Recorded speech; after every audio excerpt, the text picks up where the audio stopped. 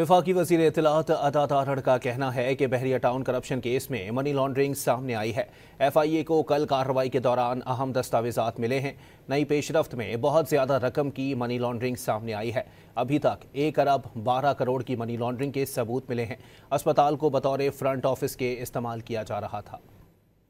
ही FIA की team ने ये छापा मारा तो वहाँ पे बहरिया टाउन के जो अहलकार थे उन्होंने इस तमाम रिकॉर्ड को जलाने की कोशिश की और आग लगाने की कोशिश की। कुछ रिकॉर्ड उसमें जल गया मगर मेजॉरिटी रिकॉर्ड जो है वो कब्जे में ले लिया गया है।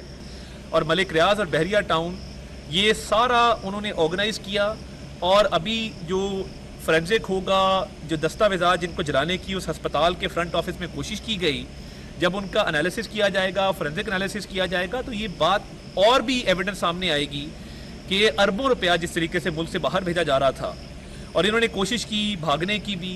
ये कभी मजलूमियत का जो है वो लिबादा ओढ़ लेते हैं, तो इन्होंने अरबों रुपए का इस मुल्क को नुकसान किया है, पाकिस्तान का नुकसान किया है और इनको हर जगह पे जवाब देना होगा। इन्वेस्टिगेशन में मजीद पेशरफ भी हो रही है और जो लोग भागे हुए हैं, मफरूर हैं, उनकी लोकेशंस तक भी जो है वो इंशाल्लाह ताला इन्वेस्टिगेटिंग एजेंसीज FIA पहुंच रही है। मैं उनको भी कहूँगा कि अपने आप को कानून के हवाले कर दें।